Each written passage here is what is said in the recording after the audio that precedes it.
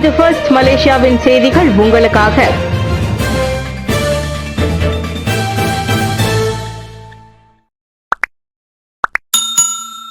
விமானம் விழுந்து நொறுங்கியதில் பயணிகள் 10 பேர் பலி. தெற்கு பிரேசிலின் சுற்றுலா நகரமான கிராமட்டோவில் 10 பேரை ஏற்றி சென்ற சிறிய விமானம் ஒன்று கடைகள் மீது விழுந்து நொறுங்கியதில் அதில் பயணித்த அனைவரும் உயிரிழந்ததாக மாநில அரசாங்க அதிகாரிகள் தெரிவித்தனர். இச்சம்பவத்தில் விமானத்தின் உரிமையாளரும் விமானியுமான லூயிஸ் கிளாடியோ கலேசியும் மற்றும் 9 பயணிகளும் உயிரிழந்தனர். விமானத்தில் இருந்த அனைவரும் விமானியின் குடும்ப உறுப்பினர்கள் என்று ரியோ கிராண்டே டோ சுல் ஆளுநர் எவரிட்டோ லைட் தெரிவித்தார். அந்த விபத்தில் மேலும் 17 பேர் காயத்திற்கு ஆளாகினர். அவர்களில் 12 பேர் இன்னும் மருத்துவமனையில் சிகிச்சை பெற்று வரும் நிலையில் 2 கவலைக்கிடமான நிலையில் உள்ளனர். கனிலா விமான நிலையத்திற்கு அருகில் உள்ளூர் நேரப்படி காலை 9 மணிக்கு புறப்பட்ட அவ்விமானம் சீரற்ற வானிலையில் சாவ் பாலோவில் உள்ள ஜூண்டியாய் பயணத்தை மேற்கொண்டதாக எவர்டோ கூறினார். விபத்துக்கான காரணம் குறித்து விமான விபத்து விசாரணை மற்றும் தடுப்பு மையம் விசாரித்து வருவதாக அவர் குறிப்பிட்டார். கிறிஸ்துமஸ் தினத்தை முன்னிட்டு கூடுதல் 2 ETS-க்கான 6300 டிக்கெட்டுகள் விற்பனை. கிறிஸ்துமஸ் தின கொண்டாட்டத்தை முன்னிட்டு KL சென்ட்ரல் பாடாங் பசார் பயணத்திற்கான கூடுதல் 2 மின்சார ரயில் சேவைக்கான 6300 டிக்கெட்டுகள் முழுமையாக விற்று தீர்ந்துள்ளன. பெருநாள் காலம் மற்றும் டிசம்பர் 20 தொடங்கி 29ஆம் தேதி வரையில் வழங்கப்பட்டிருக்கும் பள்ளி விடுமுறை முன்னிட்டு வசதியான சேவை மற்றும் நியாயமான கட்டணங்களுக்கான அதிக தேவையை பூர்த்தி செய்யும் நோக்கத்தில் கூடுதல் ரயில் சேவை வழங்கப்பட்டதாக கேரதாபி தாலா மெலாயோ நிறுவனம் KTMB தலைமை நிறுவன அதிகாரி ஷுஹைமி யாக்கோப் தெரிவித்தார். நேற்று கோலாலம்பூரில் கிறிஸ்துமஸ் பண்டிகையை முன்னிட்டு KTMB பயணிகளுக்கு சிறப்பு பொட்டலங்களை வழங்கிய பின்னர் செய்தியாளர்களிடம் சுஹைமி அவ்வாறு கூறினார். கட்டுப்பாட்டு விலையை பின்பற்ற தவறும் வியாபாரிகளுக்கு எதிரான நடவடிக்கை. கிறிஸ்துமஸ் கொண்டாட்டத்தை முன்னிட்டு மேற்கொள்ளப்படும் பெருநாட்கால அதிகபட்ச விலை திட்டத்தை பின்பற்றாத வியாபாரிகளின் நடவடிக்கையை கடந்த அக்டோபர் 19ஆம் தேதி தொடங்கப்பட்ட கீதா கெம்பர் திட்டம் கட்டுப்படுத்தும். அதே வேளையில் வர்த்தகத்தில் ஆக்கிரமிப்பு நடவடிக்கைகளையும் சட்டமீறலையும் தடுக்குவதற்கு போது மக்களும் அரசாங்கத்திடம் தகவல்கள் வழங்குவதில் பங்காற்ற வேண்டும் என்று உள்நாட்டு வாணிபம் மற்றும் வாழ்க்கை செலவின அமைச்சின் தலைமை செயலாளர் டாக்டர் ஸ்ரீ சயுக்தி பாகார் தெரிவித்தார். கீதா கெம்பர் மூலம் கட்டுப்பாட்டு விலையை பின்பற்ற தவறிய வியாபாரிகளுக்கு எதிராக கடுமையான நடவடிக்கை எடுக்க முடியும்.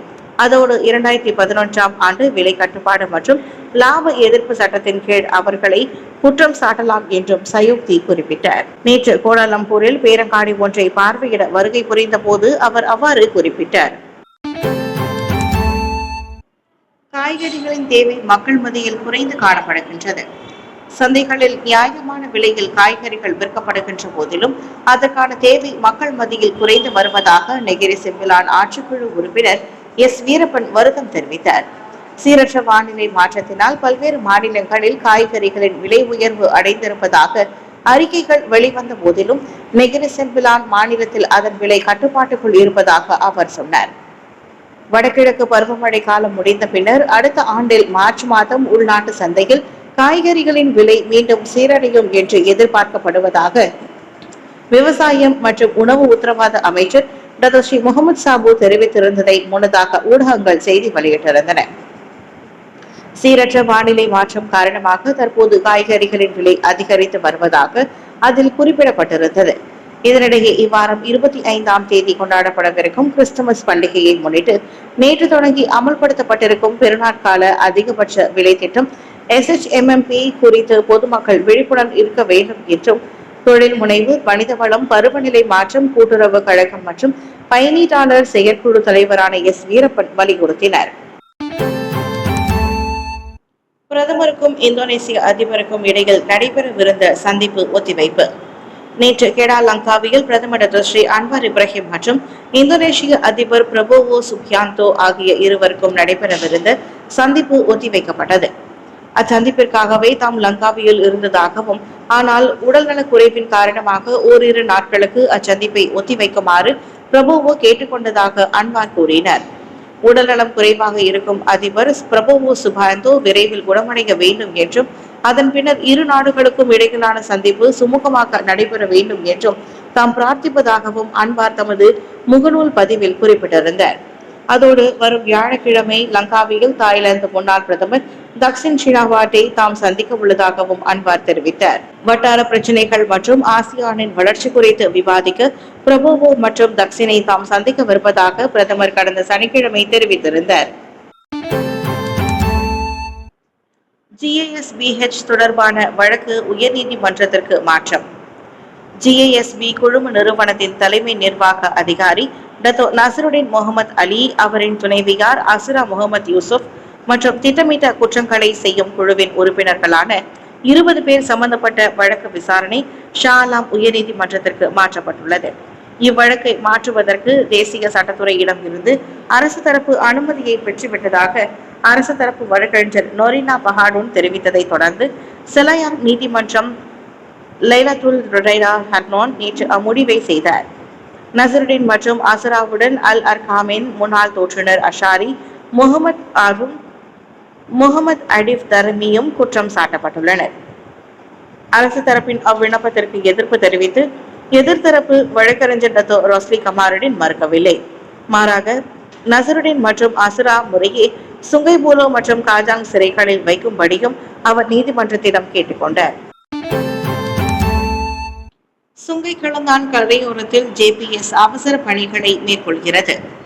ஜாலான் போஸ்ட் ஆபீஸ் லாமாவில் ஆடம்பர அடுக்குமாடி குடியிருப்பு மற்றும் தங்கும் விடுதிக்கு அருகில் இடிந்து விழுந்த சுங்கை கிளந்தான் கரையோரத்தில் நீர்ப்பாசன மற்றும் வடிகால் துறை JPS நேற்று அவசர பணிகளை மேற்கொண்டது. அத்தகவலை கிளந்தான் JPS இயக்குநர் டாக்டர் சித்தி ஃபைருல் சகாரியா உறுதிப்படுத்தியதாக கொத்தலாமா சட்டமன்ற உறுப்பினர் டாக்டர் ஹஃபிட்ஸா முஸ்தாகின் தெரிவித்தார். நான் இன்று காலை கிளந்தான் மாநில JPS இயக்குநருடன் பேசினேன். அந்த கரையோரம் மோசமாக இடிந்து விழாமல் தடுக்க அல்லது சரி செய்ய அவசர பணிகள் மேற்கொள்ளப்படுவதை அவர் உறுதிப்படுத்தினர். தேவையான அனைத்து நடவடிக்கைகளும் மேற்கொள்ளப்படும் என்று நான் நம்புகிறேன் என்றார் அவர். நேற்று கோத்தபாருவில் செய்தியாளர்களை சந்தித்த போது டாக்டர் ஹஃபிட்ஸா அவ்வாறு குறிப்பிட்டார். இதனிடையே விரைவில் சம்பந்தப்பட்ட பகுதியில் உள்ள கடைகளை காலி செய்ய அவ்வறிக்கை வெளியிடப்படும் என்று கோத்தபாரு நகராண்மை கழக தரப்பு தெரிவித்துள்ளது. கிறிஸ்துமஸை முன்னிட்டு 2 நாட்களுக்கு சிறை கைதிகளை சந்திக்க அனுமதி. மறுவாழ்வு மையம், சிறப்பு சீர்திருத்த மையம், சிறப்பு தடுப்பு காவல் இடம் மற்றும் ஹென்றி கர்னி பள்ளி உட்பட அனைத்து சிறைச்சாலைகளிலும் கிறிஸ்துமஸ் பண்டிகையை முன்னிட்டு டிசம்பர் 27 மற்றும் 28ஆம் தேதிகளில் சிறை கைதிகளை அவர்களின் குடும்ப உறுப்பினர்கள் சந்திக்க அனுமதி அளிக்கப்பட்டுள்ளது.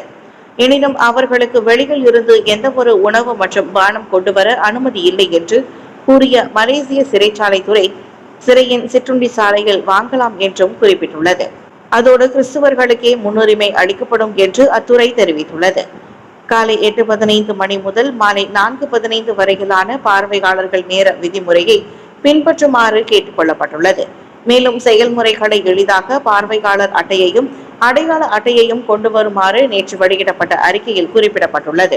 அடிப்படை வசதிகள் அனைத்தும் ஏற்படுத்தி கொடுக்கப்பட்டுள்ளதால் கைதிகளுக்கு பணம் வழங்க ஊக்குவிக்கப்படவில்லை.